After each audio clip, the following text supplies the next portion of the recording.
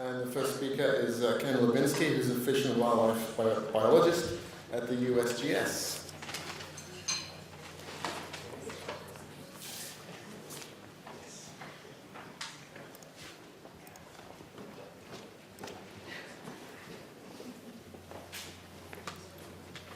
Good morning, everyone. Well, I'm going to take, like others have, the first minute to say thanks for the invitation. This has been a really extraordinary conference. Learn a lot, which is always important to me. Probably my most important criteria for valuing or judging whether or not a conference has been successful is whether I can come home and tell my wife about everything I learned. And she's going to have a lot to listen to when I get home. But it was hard for me to figure out what it was that I could say today that would actually add value to the discussion. And I thought, well, I'll take advantage of the fact that because I've had some great opportunities in my career to organize partnerships and facilitate group interactions and so on, talk a little bit about this process of getting the disciplines together and talk about the roles of the different members in an organization that tries to move beyond information to action. So that's what I'm going to try to do. This is my river.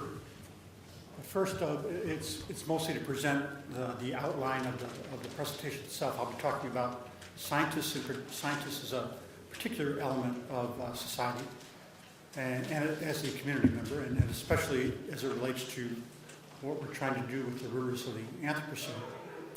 And secondly, I'll talk a little bit about rivers as learning systems from my own experience. So I won't say very much about the Upper Mississippi River, which is where I've done most of my work, except to say that give you just a little orientation. This is the river looking downstream from La Crosse, Wisconsin. So it's about 2 miles wide at this point. You have the state of Minnesota over on the right, the state of Wisconsin over on the left. And in my experience from going to and visiting rivers around the world, large rivers in particular, places like the Yangtze and the Ganges, the Mekong, and so on, this reach of large river, I would judge it as being one of the best quality large rivers that exist in the world. I'll say that, and then I'll also say that, but it's not in its natural condition. This used to be a river that was dominated by bottomland forest. Right now there's probably 5 to 10 times more water in the floodplain than there used to be under its natural conditions. Way downstream, about 20 miles, here is a navigation dam. And that dam impounds this water here. And further upstream, you're left now with remnant patches of trees and lots of wetlands and intermediate channels. These are still wonderful fish habitats and wonderful waterfowl habitats, but it's just not natural. In the last 15 years, the general public has started to refer to the Upper Mississippi River as a river that works and a working river. So it has elements of naturalness, and it certainly is used a lot by humans. This is a navigation channel where barges carry grain and coal. So it's large rivers in general are some of our most used ecosystems in the world, and this is no exception. But I wanted to mention about this fact that it's considered both a working river and a river that works, because when I get to the end of this presentation, I'll be talking a little bit more about that place that's between pristine and degraded that many people are starting to talk about now as being where they want to go in terms of river health. Okay, related to the first part of the talk, where I'm just kind of going to be giving you some ponderings about how we might work together, particularly as it relates to starting the discussion about the workshop that we're going to have tomorrow. Where do we take all this information that we've collected? I think everybody here recognizes that we, in our different disciplines, rarely get a chance to interact with each other in a way that is substantial and not just a conference where we share information. And just as a evidence of that, I mean, I know what an artist is because my wife is an artist. I know what scientists do. I know what my primary science users groups are and what they do. That is the landowners, managers, and policymakers. But before I came here, I had to look in the dictionary to find out what a humanist was. And I'm not sure I still understand that. I guess maybe the definition that I read was too general. I think it said humanists are scholars that study the human condition, which is nice, but it just doesn't tell me very much about what we can do together. I think our roles are different enough and dynamic and complex that this is not uncommon. Maybe you feel the same way, not knowing what my responsibilities are as a scientist. I do think that working together as a group is an important decision, because as we work together as a group, it's going to be harder for us to figure out what it is that we want to do, what our goal should be, what our vision is, and so on, especially relative to what I call single-purpose interests and their ability to focus in very narrowly on something that needs to be done and get there a lot faster. They have a simpler path and a clear destination. But I consider all of us together in this room, whatever our disciplines are, as being people that are interested in river caretaking and being stakeholders. Okay, so the concept, if I understand it correctly, on the materials that I got inviting us to this conference, is that a job needs to be done that can be done better if we work together, but I still don't quite understand what that job is going to be. So we're going to be talking about this tomorrow, but this might be a good time to get feedback from people who aren't going to be here tomorrow. One of the things I've learned as I've organized different partnerships and group efforts is that before you write your mission statement, before you write your goals and objectives, you need time, especially if you're not really sure what the other folks do, to share fundamental belief and value systems. For example, I'll just give you two of my beliefs as a scientist. I believe that people value science less now than they did 30 years ago. I don't know if you agree with that or not, but for you to understand how I'm going to behave tomorrow, you need to know that this is what I believe. I also believe that technology and the internet and social media has changed and will continue to change how scientists behave and operate and function. I think that a lot of people right now skip over people like myself, and they go right to the internet when they're interested in finding facts that they want to use to support their opinion or position on something. And that's not doing science, and that's not doing research. That's just cherry picking the facts that you need to win an argument or to take a position. So these are my two science beliefs, but in addition to being a scientist, I'm a conservationist. And I was a conservationist long before I became a scientist. So my conservation beliefs are that humans are going apart from nature, and as a result, they're losing their understanding of how much we depend on our natural systems and our ecosystems.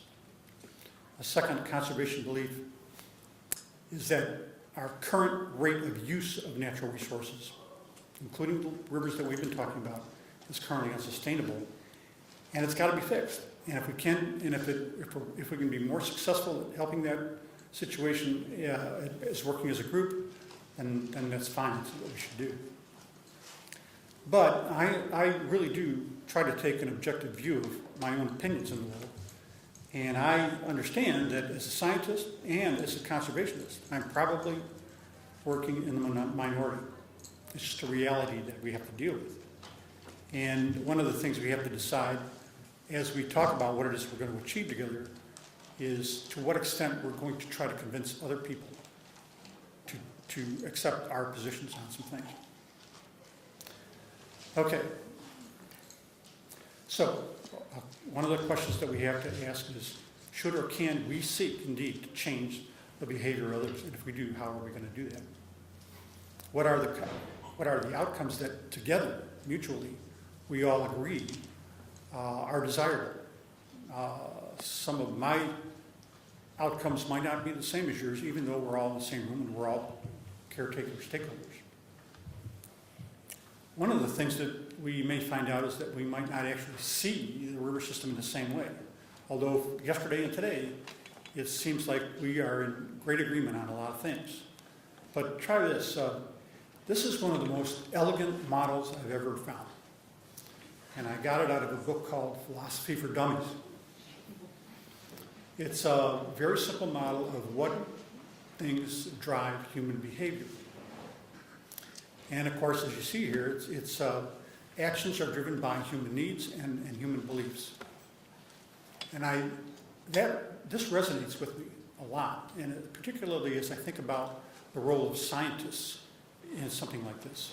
Because I wondered what my role is, where I fit into this diagram. Do I affect people's needs, or do I affect their belief systems? And maybe either one. I think there are missing elements in this model that I would need to answer that question. For example, where does knowledge and love fit as it drives either a person's belief systems or their needs? And even further back from that, from a scientific point of view, what can I provide in the way of experience or evidence? Maybe from your point of view, what can you provide in the way of historical knowledge or art that influences all the stuff on the left so that we can actually get over to changing human actions?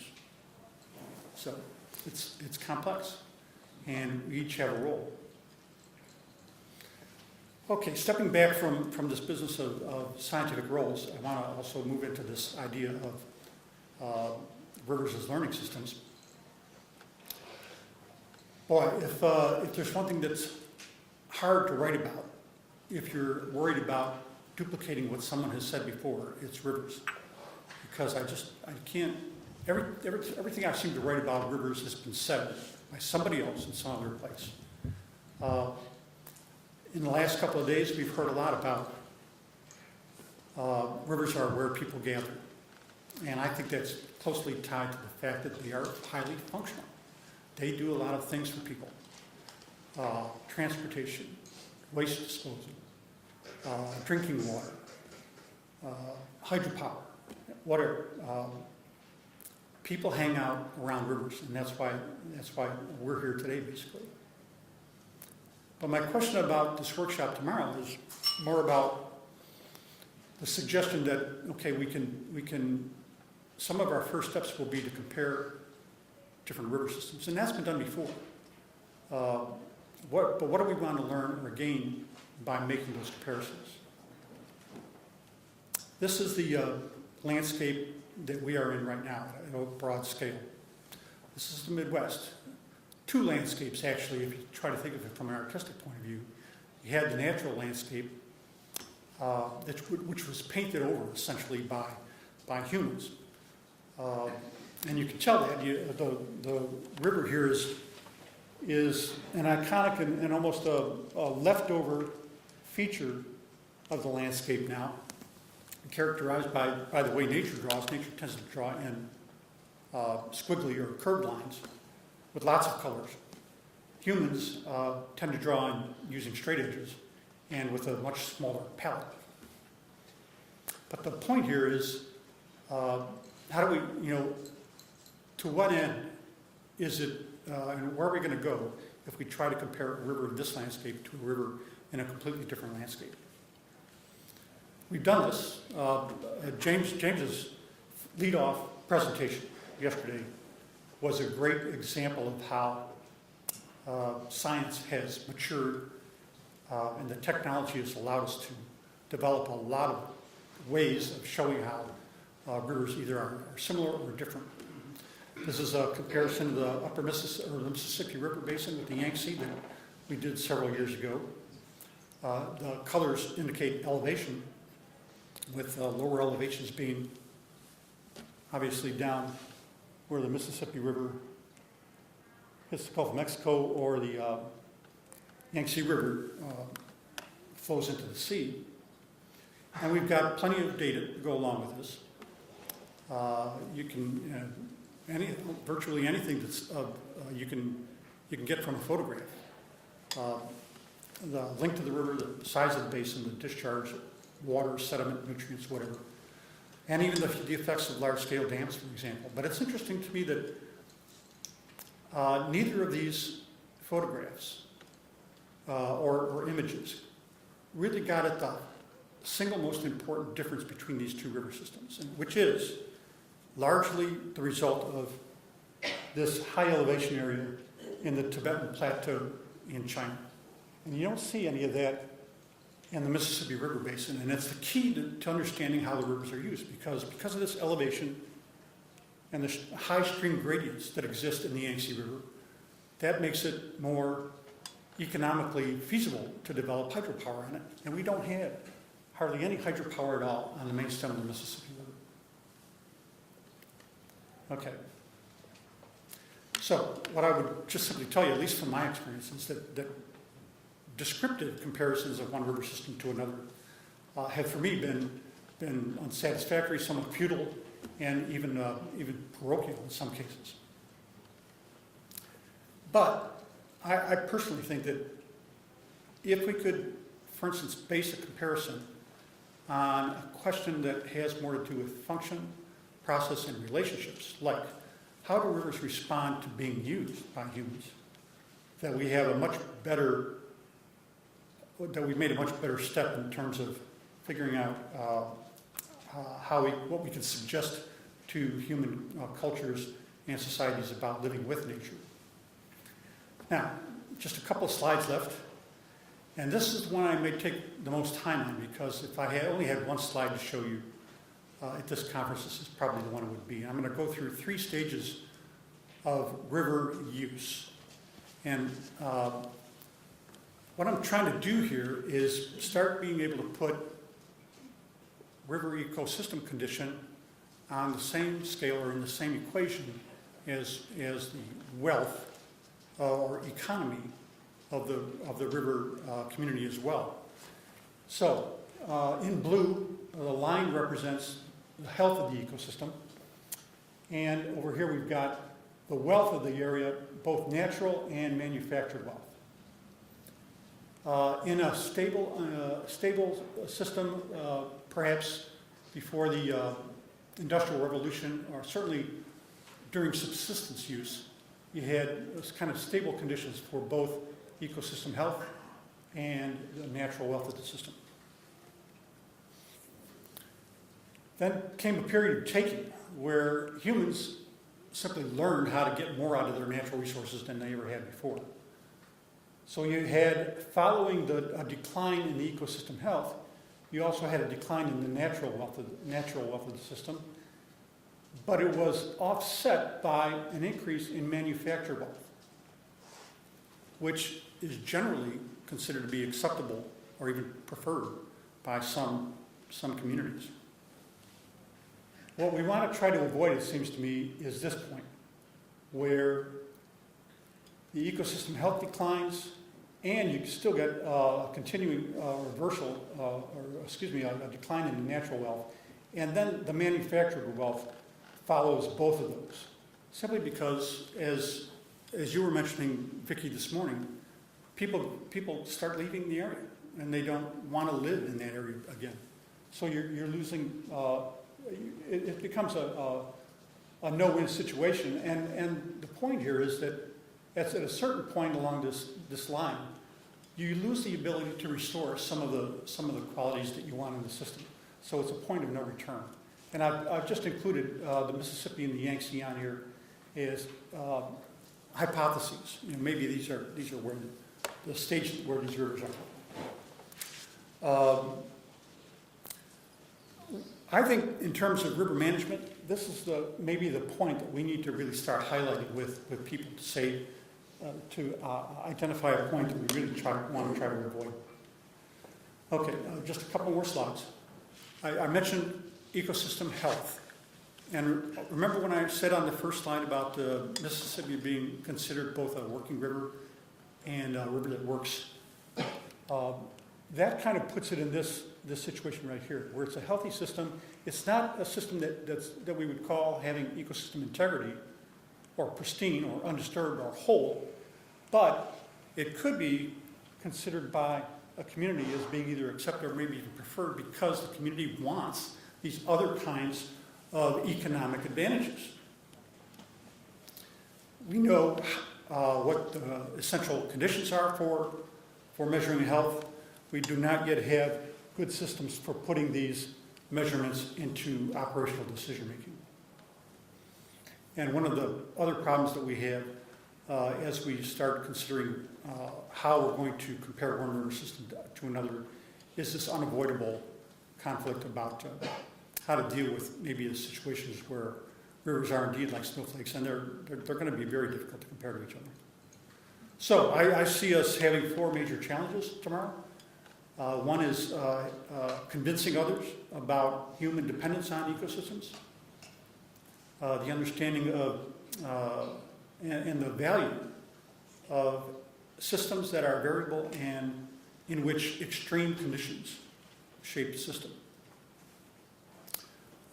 Convincing single-purpose players to become part of the team that, and to create common and multiple objective management systems. And then finally realizing that we can't have it all, and there's got to be some optimization steps that take place.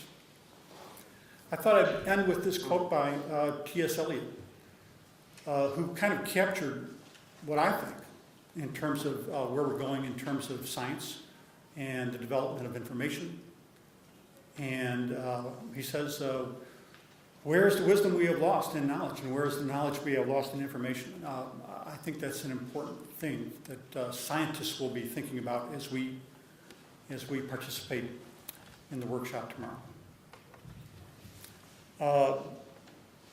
As a scientist, I want to make sure that you understand that certainly we most of us, I think, understand that science is necessary but not sufficient. Science by themselves can't establish goals or values for rivers. But they can do that if they have the right conversations with everybody else. And finally, I would really like to tell you that the scientific community that I work in and others are very ready, willing, and able to contribute to this discussion we're going to have. And I think there's going to be a lot more information that we can bring to the table than we would have if we tried to do this about 20 years ago. So that's it.